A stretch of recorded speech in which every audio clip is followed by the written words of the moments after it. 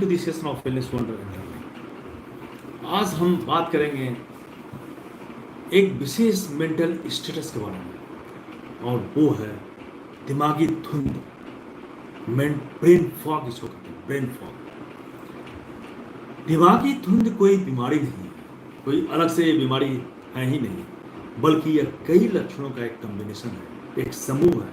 जैसे भूलने की आदत, ध्यान की कमी, मानसिक थकान और बिखरे हुए विचार, ये सभी ब्रेन फॉग के उदाहरण हैं।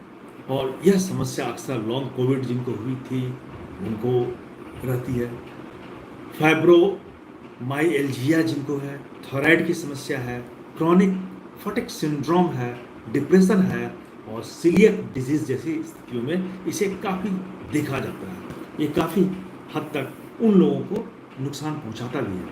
तो ब्रेन फॉग में होता क्या है कि इसमें ब्रेन फॉग अगर आपको है तो इसमें आपको मेमोरी लॉस होगा, आप ठीक ढंग से सोच नहीं पाते हैं और आपको अक्सर अननेसेसरी बिना कारण चिंता आपको लगी रहती है। ये है ब्रेन फॉग का कारण।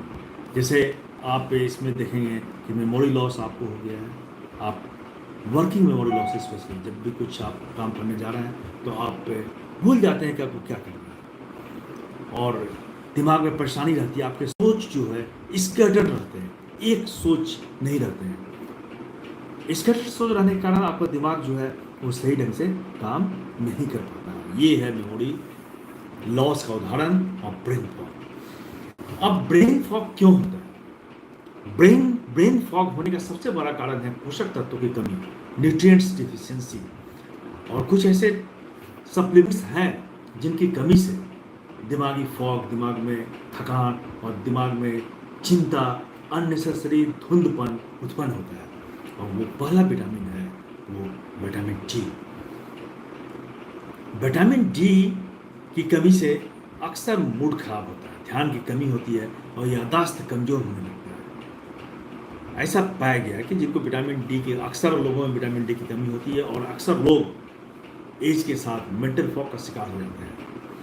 तो दिमाग की सही स्थिति के लिए और इम्यून सिस्टम को मजबूत रखने के लिए विटामिन डी बहुत ही जरूरी है। आपका मूड इससे ठीक रहता है, आप ध्यान अच्छी तरह से लगा पाते हैं और याददाश्त आपका कमजोर नहीं होता है। नए रिसर्च बताते हैं कि विटामिन डी लेवल सुधारने से डिप्रेशन में कमी आई है। चिंता से जुड़े लोग जो ब्रेन फॉग का शिकार हैं वो धीरे धीरे उनकी चिंता खत्म होने लगती है। और इसका बेस्ट सोर्स है, आप धूप में रहें कुछ देर, फोर्टिफाइड मिल्क लें, एग्स लें, फैटी मछली लें, और यह आमतौर पर 1000 से 2000 IU पर डे लेना चाहिए डॉक्टर के सलाह के अनुसार। डॉक्टर आपको जो सलाह देते हैं उसके हिसाब लीजिए। Omega 3 fatty acids, omega 3 fatty acids जो है ये याददाश्त को सुधारता है, ध्यान और मूड को बिगड़ने नहीं देता है। और रिसर्च में यह पाया गया है कि 1 से 2 ग्राम ओमेगा 3 रोजाना लेने से वर्किंग मेमोरी और मूड में सुधार होता है। और नए रिसर्च के अनुसार ओमेगा 3 विशेष रूप से उन लोगों में फायदेमंद है जो मानसिक तनाव या अकेलेपन से जूझ रहे हैं। जनरली अकेलेपन से जूझते हुए लोग में ब्रेन फॉग पाया जाता है और इसका बेस्ट सोर्स है सैल्मन, टूना, अलसी के बीज और अखरोट। उसके बाद बहुत इंपॉर्टेंट जो मिनरल है वो है मैग्नीशियम। आपके नस कमजोर अगर हो रहे हैं, आप ऊर्जा में कमी पा रहे हैं, तनाव आपके नियंत्रण में नहीं है, तो हो सकता है आपको मैग्नीशियम की कमी हो। और रिसर्च बताते हैं कि कम मैग्नीशियम लेवल वाले लोगों में ध्यान और रिएक्शन टाइम में कमी देखी गई है। ध्यान कमजोर होता है, रिएक्शन टाइम, आप जल्दी रिएक्शन नहीं करते, रिएक्शन टाइम जो है आपका डिलेड हो गया। तो मैग्नीशियम एल थ्रियोनेट फॉर्म जो है खास तौर से दिमाग तक बेहतर पहुंचता है, जिससे ब्रेन फॉग जो है वो कम हो जाता है। मैग्नीशियम का ये फॉर्म है जो एल थ्रियोनेट, ये दिमाग तक बहुत आसानी से पहुंचता है, बेहतर ढंग से पहुंचता है और ब्रेन के लिए काफ़ी ये काम करता है। और इसका बेस्ट सोर्स है पालक, काजू, काले चने, सूरजमुखी के बीज। और मोस्ट इंपॉर्टेंट जो विटामिन है विटामिन सी।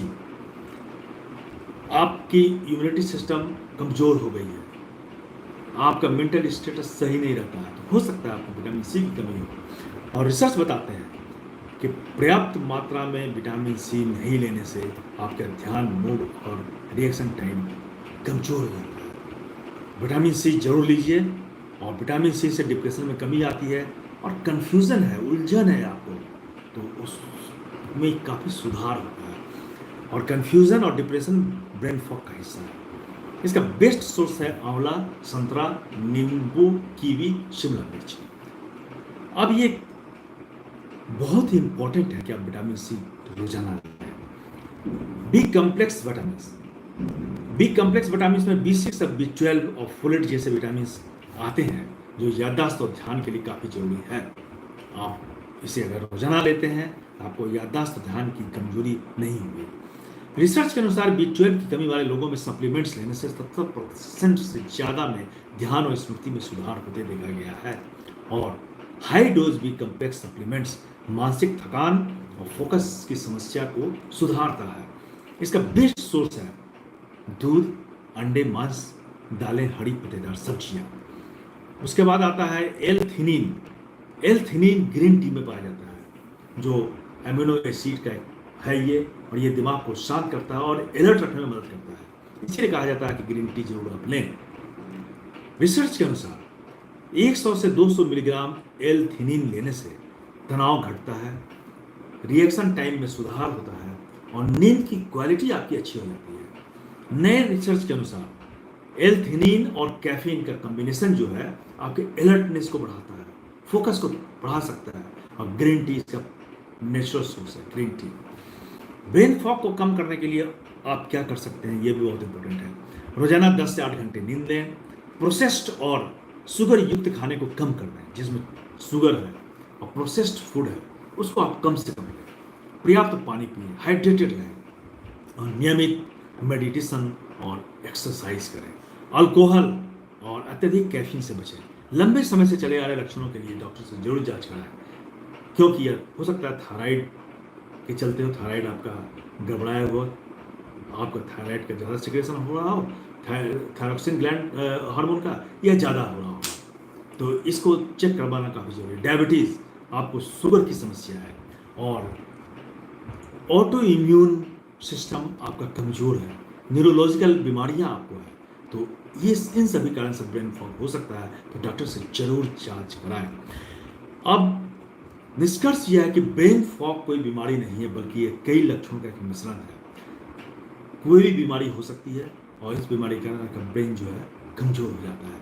अगर आपके शरीर में जरूरी विटामिन और मिनरल्स की कमी है, तो सही सप्लीमेंट और स्वस्थ शैली से इसमें काफ़ी सुधार किया जा सकता है। लेकिन अगर लंबे समय तक आपको इस तरह की समस्या रहती है, ब्रेन फॉग की समस्या, याददाश्त की समस्या, मूड आपका बिगड़ा हुआ रहता है, आप सही ढंग से नहीं सो पाते हैं, तो डॉक्टर से जरूर लें। मेडिकल कंडीशन है, डॉक्टर से परामर्श लेना बहुत ही जरूरी है, और फिर तब आप डॉक्टर जैसा करते हैं ऐसा करें। धन्यवाद।